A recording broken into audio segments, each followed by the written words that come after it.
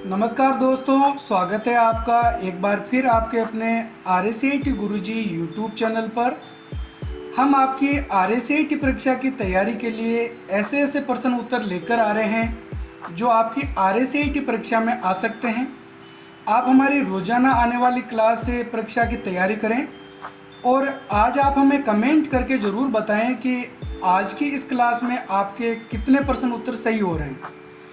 जैसा कि आपको पता है, इस परीक्षा में 35% आते हैं और माइनस मार्किंग नहीं होती है। आपको बस 35 में से पास होने के लिए 14% सही करने हैं और हमें उम्मीद है आप बहुत ही अच्छे से इस परीक्षा में पास होंगे, बहुत अच्छे नंबरों से पास होंगे।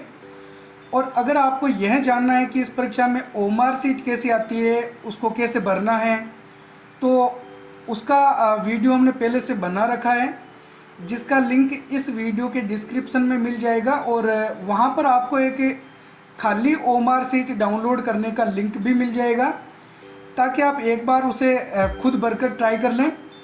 तो शुरू करते हैं आज का हमारा वीडियो। हमारा प्रश्न नंबर 1 है, कंप्यूटर में प्रयुक्त होने वाले उपकरणों को क्या कहते हैं? सॉफ्टवेयर, हार्डवेयर, ऐप्स या फिर फोल्डर? तो इसमें सही उत्तर है बी, हार्डवेयर।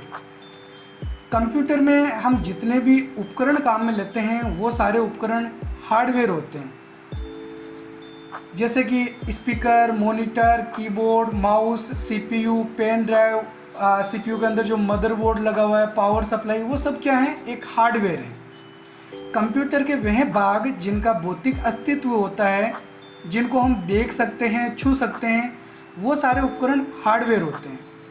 और जिनका कोई भौतिक अस्तित्व नहीं होता है, जो केवल इलेक्ट्रॉनिक रूप में मौजूद होते हैं, उनको हम बोलते हैं सॉफ्टवेयर। सॉफ्टवेयर भी दो प्रकार के होते हैं, एप्लीकेशन सॉफ्टवेयर और सिस्टम सॉफ्टवेयर। ठीक है, हमारा अगला प्रश्न नंबर 2 है, कंप्यूटर में फोल्डर क्या होता है? एक सॉफ्टवेयर, एक डिवाइस, फाइलों का संग्रह या फिर डिलीटिंग टूल? तो इसमें सही उत्तर है सी, फाइलों का संग्रह। हमारे फोल्डर के अंदर हम फाइल्स को रखते हैं, जैसे हमारी MS वर्ड की कोई फाइल है, कोई वीडियो है, ऑडियो है, या हमने और किसी सॉफ्टवेयर में कोई फाइल बना रखी है, तो उसको सेव कहाँ किया जाता है? फोल्डर के अंदर सेव किया जाता है। तो जो फोल्डर है वो कई सारी फाइलों का एक संग्रह होता है। अगला प्रश्न नंबर 3, गूगल ड्राइव का उपयोग किस लिए किया जाता है? मूवी देखने के लिए, ऑनलाइन डेटा स्टोर करने के लिए, गेम खेलने के लिए या फिर वायरस को हटाने के लिए? इसमें सही उत्तर है बी, ऑनलाइन डेटा स्टोर करने के लिए। अगर हम कोई डेटा हमारे कंप्यूटर में है जिसको हम ऑनलाइन किसी स्टोरेज पे सेव करके रखना चाहते हैं, तो वो स्टोरेज होता है गूगल ड्राइव, जिसको क्लाउड स्टोरेज के नाम से जाना जाता है। आपको ध्यान में रखना है कि कंप्यूटर से डेटा अगर अपन किसी ऑनलाइन स्टोरेज प्लेटफॉर्म पर रख रहे हैं, तो इस प्रकार के स्टोरेज को क्लाउड स्टोरेज कहा जाता है। मुख्यतः जब क्लाउड स्टोरेज की बात आती है तो उसमें 3 प्लेटफॉर्म हमको मिलते हैं, Microsoft one drive, Google drive और ड्रॉप बॉक्स। तो इनको आप अच्छे से याद जरूर रखें। क्लाउड स्टोरेज आपको कोई भी अगर क्वेश्चन आए तो ज़्यादातर इनमें से ही पूछा जाता है, Microsoft one drive, Google drive और ड्रॉप बॉक्स में से। अगला प्रश्न नंबर 4 है, RTGS का पूर्ण रूप क्या है?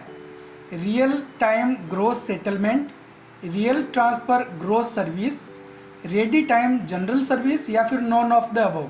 इनमें से कोई नहीं। तो इसमें सही उत्तर क्या होगा? ए, रियल टाइम ग्रॉस सेटलमेंट। यानी RTGS के माध्यम से जो पेमेंट भेजा जाता है, वो पेमेंट तुरंत प्राप्तकर्ता के खाते में जमा हो जाता है। अगला प्रश्न नंबर 5, MS वर्ड, एक्सेल और पावर पॉइंट किसका हिस्सा है? Adobe package, Windows utility, Microsoft office या फिर ऑपरेटिंग सिस्टम? तो इसमें सही उत्तर है सी, माइक्रोसॉफ्ट ऑफिस। जैसा कि आपको पता है, यहाँ पे MS का मतलब क्या है? माइक्रोसॉफ्ट। माइक्रोसॉफ्ट ऑफिस के MS Word, Excel, PowerPoint, ये नाम तो आपने RSCIT में सुने ही होंगे।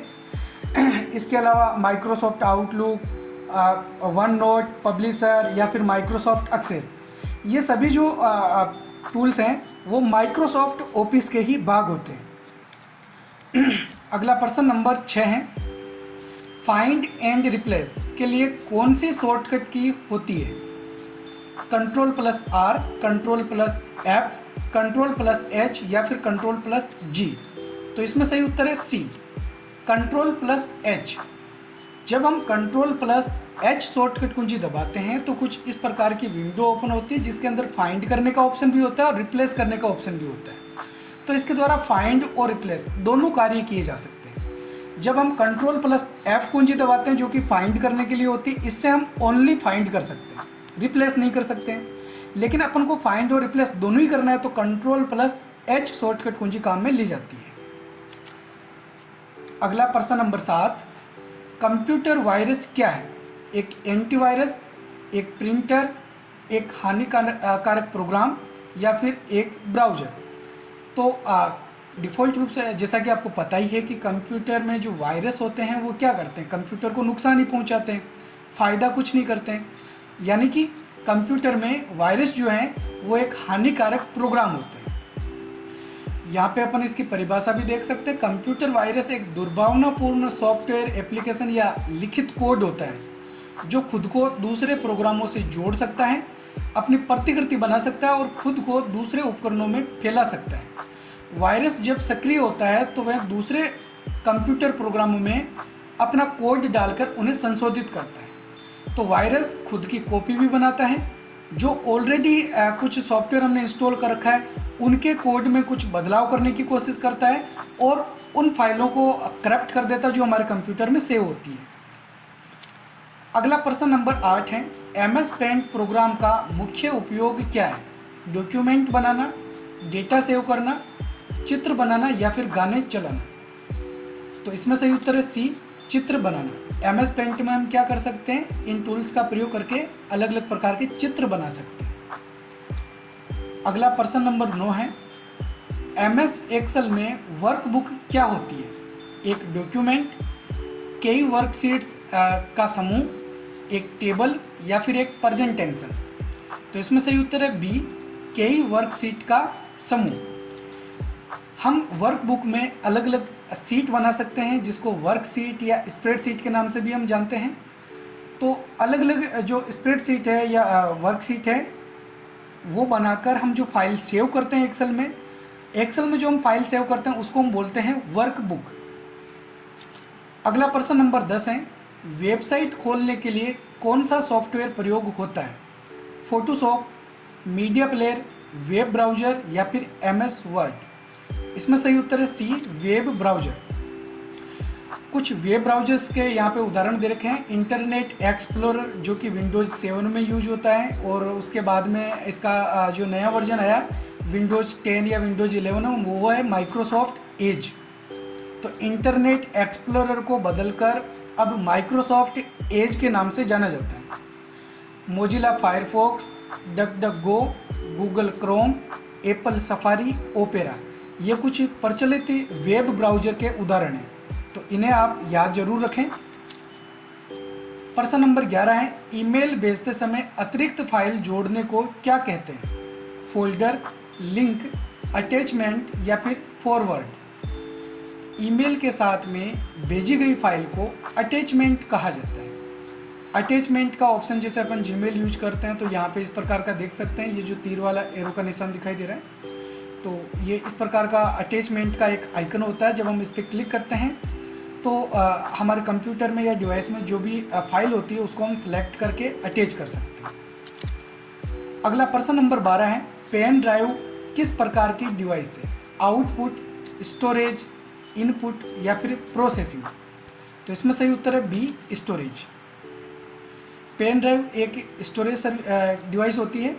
यहाँ पे कुछ स्टोरेज डिवाइसेस के नाम दे रखे हैं, जैसे ऑप्टिकल डिस्क की जब बात आती है तो CD, DVD और ब्लू-रे डिस्क, ये मुख्यतः 3 ऑप्शन हमको देखने को मिल सकते हैं। तो अगर आपको पूछा जाए कि निम्न में से ऑप्टिकल डिस्क कौन सी है और उसमें उदाहरण दिया जाए CD, DVD या ब्लू-रे डिस्क, तो उसको सही करना है। अगर तीनों ही ऑप्शन देखें, उपरोक्त सभी दे रखा है तो उपरोक्त सभी उसमें सही होगा। मैग्नेटिक डिस्क होती है जैसे हार्ड डिस्क या फ्लॉपी डिस्क, ये मैग्नेटिक डिस्क होती है। और फ्लैश मेमोरी के अंदर यूएसबी मेमोरी कार्ड या जो एसडी कार्ड है वो शामिल होता है। अगला प्रश्न नंबर 13 है, किसी प्रोग्राम को बंद करने के लिए किस विकल्प का उपयोग किया जाता है? मैक्सिमाइज, मिनिमाइज, क्लोज या फिर रिफ्रेश? तो इसमें सही उत्तर है सी, क्लोज। जब हम किसी प्रोग्राम को ओपन करते हैं तो उसको बंद करने के लिए हम क्लोज वाला विकल्प जो है वो काम में लेते हैं। जब हम मैक्सिमाइज करते हैं तो फुल स्क्रीन पे हो जाती है विंडो, और जब मिनिमाइज करते हैं इस बटन को दबा के तो जो भी हमने प्रोग्राम ओपन कर रखा है वो स्क्रीन से सिमट कर टास्क बार पे चला जाता है और वहीं पे उस बटन पे क्लिक करके उसको वापस ओपन किया जाता है। अगला प्रश्न नंबर 14 है, मोबाइल में स्क्रीन को छूकर चलाने की तकनीक क्या कहलाती है? कीपैड, फिंगरप्रिंट, टच स्क्रीन या फिर डिजिटल पेन? तो इसमें सही उत्तर है सी, टच स्क्रीन। मोबाइल के अंदर हम टच करके स्क्रीन को चलाते हैं, इसलिए इसको टच स्क्रीन कहा जाता है। इसके अलावा मैंने बताया था और भी कई सारे उपकरण होते हैं जो टच स्क्रीन प्रयोग करते हैं, जैसे टेबलेट या जो लैपटॉप होता है, तो लैपटॉप के अंदर भी ये सारी सर्विसेज होती है। इसके अलावा कल मैंने आपको बताया था प्रिंटर के अंदर भी टच स्क्रीन के उदाहरण होते हैं। इसके अलावा जो स्मार्ट बोर्ड होता है, एंड्रॉयड टीवी जो होती है, उसमें ज़्यादातर ये ऑप्शन हमको देखने को मिल सकता है। प्रश्न नंबर 15 है, इनपुट डिवाइस का उदाहरण क्या है? मॉनिटर, जॉयस्टिक, स्पीकर या फिर प्रोजेक्टर? इसमें सही उत्तर है बी, जॉयस्टिक। जॉयस्टिक इस प्रकार का एक हैंडल, एक गियर जैसा उपकरण होता है और इसका प्रयोग कंप्यूटर में गेम खेलने के लिए किया जाता है। तो यहाँ पे देख सकते हैं ये दो तरीके के जॉयस्टिक के उदाहरण दे रखे हैं और इसके द्वारा कंप्यूटर में गेम खेला जाता है। कई बार ये क्वेश्चन भी बनता है कि कंप्यूटर में गेम खेलने के लिए निम्न में से कौन सा उपकरण काम में लेते हैं? तो कौन सा होता है? जॉयस्टिक होता है। अगला प्रश्न नंबर 16 है, नेटवर्किंग में वाईफाई का अर्थ क्या होता है? Wireless Fidelity, wide frequency, wireless function या फिर वाइड फाइल? इसमें सही उत्तर है ए, वायरलेस फिडेलिटी। वाईफाई की फुल फॉर्म होती है और वाईफाई से अपन अलग अलग डिवाइस कनेक्ट कर सकते हैं, जैसे लैपटॉप, स्मार्टफोन, टैबलेट आदि। प्रश्न नंबर 17 है, वेबसाइट के मुख्य पृष्ठ को क्या कहते हैं? Loading page, home page, and page या फिर इनबॉक्स? तो इसमें सही उत्तर है बी, होम पेज। किसी वेबसाइट का मुख्य पेज होम पेज कहलाता है। जैसे यहाँ पे अभी अपन ने एक फायरफॉक्स ब्राउज़र ओपन कर रखा है, तो इस ब्राउज़र के होम पेज पे अगर हम पहुँचना चाहते हैं तो यहाँ ये होम बटन दे रखा है, इस पर क्लिक करके पहुँच सकते हैं। तो जब भी कोई वेबसाइट हम ओपन करते हैं तो उसका एक मुख्य पेज, जिसको हम होम पेज बोलते हैं, वो ज़रूर होता है उसमें, जिसके द्वारा अपन उस वेबसाइट से संबंधित बाकी सारे पेजों को एक्सेस कर पाते हैं। प्रश्न नंबर 18 है, कंप्यूटर के द्वारा कौन सा कार्य नहीं किया जा सकता है? डेटा प्रोसेस, सोचने का कार्य, गणना या फिर डेटा स्टोरेज? तो इसमें सही उत्तर है बी, सोचने का कार्य। कंप्यूटर सोचने का काम नहीं कर सकता है। बहुत सारे कार्य कंप्यूटर कर सकता है, जैसे डेटा प्रोसेस करना, गणना करना, डेटा को स्टोर करके रखना, लेकिन सोचने का कार्य केवल मानव मस्तिष्क के द्वारा ही किया जा सकता है। कंप्यूटर प्रोग्राम के अनुसार काम करता है, वह सोच नहीं सकता, केवल दिए गए निर्देशों का पालन कर सकता है। तो कंप्यूटर खुद कोई कार्य सोच समझ के नहीं कर सकता जिसे मनुष्य करता है, क्योंकि कंप्यूटर एक मशीन होती है। प्रश्न नंबर 19 है, ईमेल भेजने में सीसी का अर्थ क्या है? Common copy, copy communication, carbon copy या फिर करंट कॉपी? तो इसमें सही उत्तर है सी, कार्बन कॉपी। जब हम किसी को ईमेल भेजते हैं तो उसका ईमेल एड्रेस जिस जगह हम लिखते हैं वहाँ पे एक 2 का ऑप्शन होता है, सीसी का होता है और BCC का होता है। तो हमको 2 के अंदर तो एक ईमेल एड्रेस लिखना कंपलसरी है। उसके बाद उस ईमेल की अगर हम कोई किसी को कॉपी भेजना चाहते हैं तो उसका ईमेल एड्रेस हम CC में लिखते हैं, कार्बन कॉपी में लिखते हैं। और अगर हम किसी ऐसे व्यक्ति को ईमेल भेजना चाहते हैं, हम चाहते हैं कि बाकी अदर्स प्राप्तकर्ता को उसका ईमेल एड्रेस दिखाई ना दे, तो वो ईमेल एड्रेस हम BCC में लिखते हैं। BCC की फुल फॉर्म होती है ब्लाइंड कार्बन कॉपी। यहाँ पे हम जिस व्यक्ति का ईमेल एड्रेस लिखेंगे, इन बाकी लोगों को ये नहीं पता चलेगा कि हमने इस व्यक्ति को भी ईमेल एड्रेस भेजा है। अगला प्रश्न नंबर 20 है, फाइल को स्थायी रूप से हटाने के लिए कौन सी शॉर्टकट कुंजी होती है? Delete, shift plus delete, control plus delete या फिर एल्ट प्लस डिलीट। तो इसमें सही उत्तर है B, shift plus delete shortcut कुंजी का प्रयोग हम करते हैं किसी भी फाइल फोल्डर को स्थायी रूप से कंप्यूटर से डिलीट करने के लिए। नॉर्मली हम जब डिलीट करते हैं तो वो फाइल फोल्डर रिसाइकल बिन में जाके सेव हो जाता है और फिर रिसाइकल बिन से जब हम मिटाते हैं तब वो स्थायी रूप से मिटता है, या फिर हम उसको रिस्टोर करके वापस उस जगह पे भेज सकते हैं जिस जगह से हमने उसको डिलीट किया है।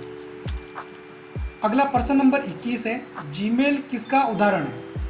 Web browser, search engine, email सेवा या फिर सोशल मीडिया। तो इसमें सही उत्तर है सी, ईमेल सेवा। जीमेल का प्रयोग करके हम ईमेल भेज सकते हैं। इसके अलावा याहू के अंदर भी अपन याहू की ईमेल आईडी बना सकते हैं और आउटलुक की आईडी भी बनाई जा सकती है जो माइक्रोसॉफ्ट कंपनी के द्वारा संचालित होती है। प्रश्न नंबर 22 है, डेटा को प्रिंट करने के लिए किस डिवाइस की आवश्यकता होती है? स्कैनर, यूपीएस, प्रिंटर या फिर सीपीयू। तो हमारे कंप्यूटर के अंदर जो डेटा होता है उसको सेव करने के लिए हम किसका प्रयोग करते हैं? प्रिंटर का। प्रिंटर के द्वारा हमारे कंप्यूटर के अंदर जो भी डेटा है, फाइल्स हैं, उसको हम प्रिंट कर सकते हैं और उसकी एक हार्ड कॉपी प्राप्त कर सकते हैं। प्रश्न नंबर 23 है, पीडीएफ फाइल को खोलने के लिए किसका उपयोग किया जाता है? एक्सेल का, क्रोम का, अडोब रीडर का या फिर पेंट का। तो इसमें सही उत्तर है सी, अडोब रीडर का।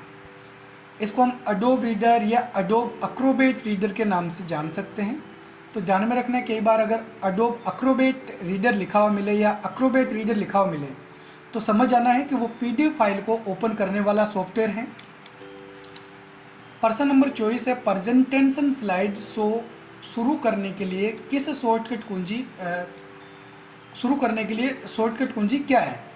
F5, control plus P, shift plus S या फिर एल्ट प्लस F4। तो इसमें सही उत्तर है ए, F5 कुंजी, जो कि एक फंक्शन कुंजी होती है। इसका प्रयोग करते हैं हम स्लाइड शो शुरू करने के लिए। ये हमको पावर पॉइंट में स्लाइड शो टैब के अंदर फर्स्ट वाला जो ऑप्शन दे रखा है फ्रॉम बिगनिंग, ये होता है।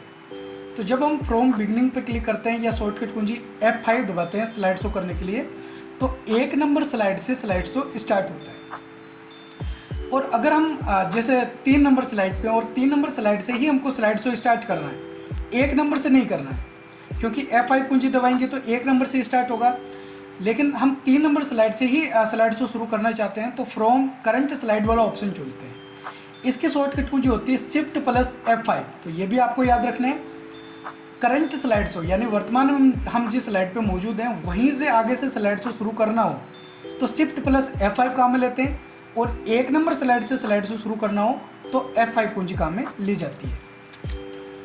अगला प्रश्न नंबर 25,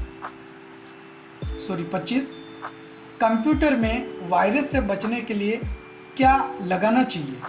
गेम, वीडियो, एंटीवायरस या फिर माउस। तो इसमें सही उत्तर है सी, एंटीवायरस।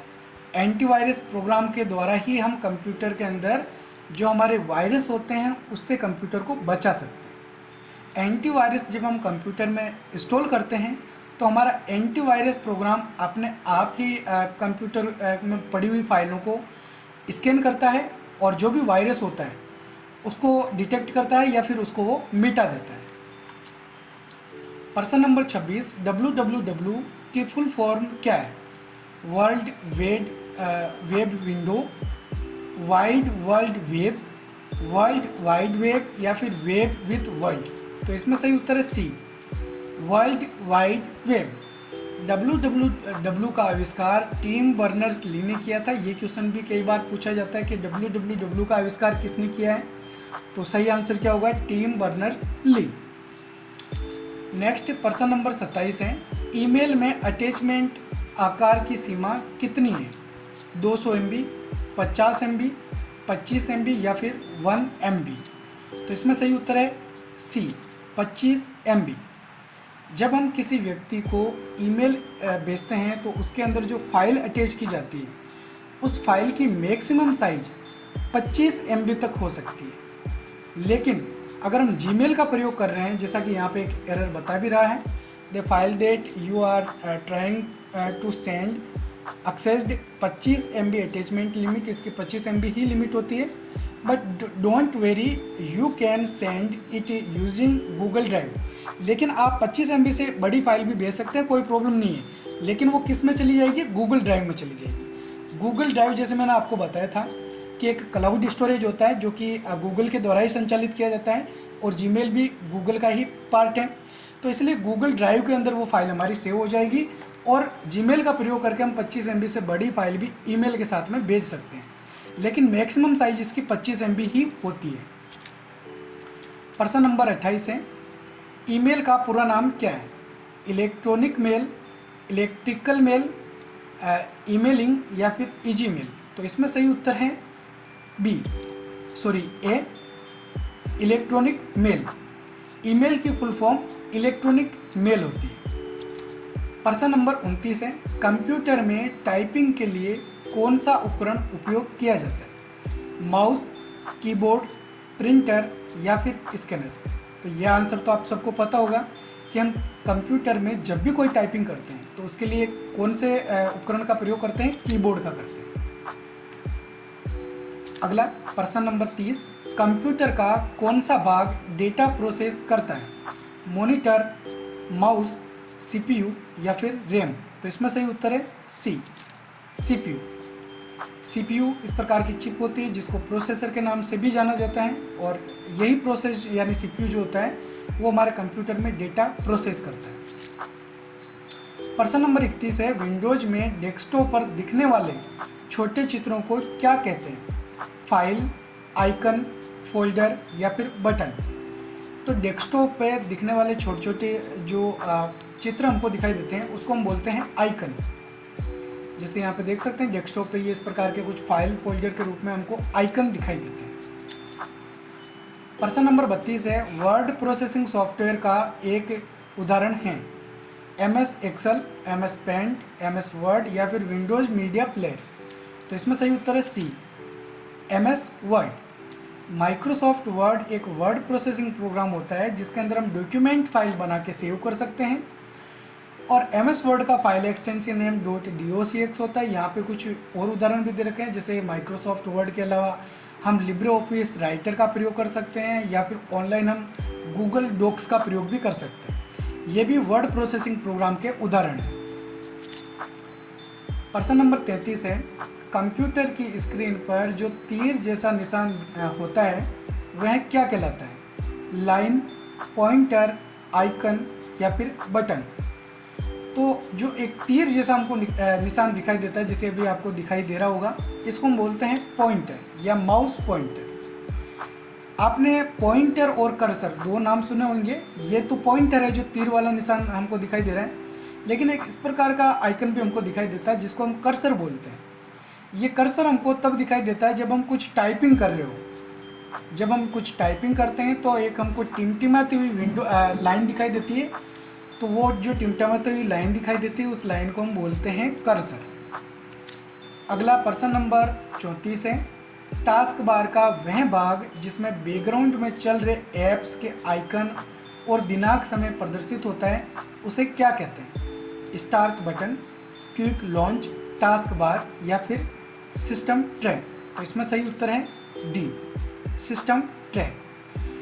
देखो ये क्वेश्चन थोड़ा कंफ्यूजन करने वाला है, क्योंकि बैकग्राउंड में चल रहे ऐप्स तो आइकन इसमें दिखाई देते हैं, लेकिन जो दिनांक और समय होता है वो हमको यहाँ पे थोड़ा साइड में दिखाई देता है। लेकिन क्वेश्चन को यहाँ सम्मिलित रूप से ही पूछा गया है, क्योंकि बैकग्राउंड में चल रहे जो सॉफ्टवेयर होते हैं वो हमको सिस्टम ट्रे में दिखाई देते हैं।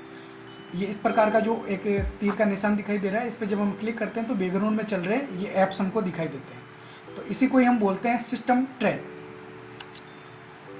अगला प्रश्न नंबर 35,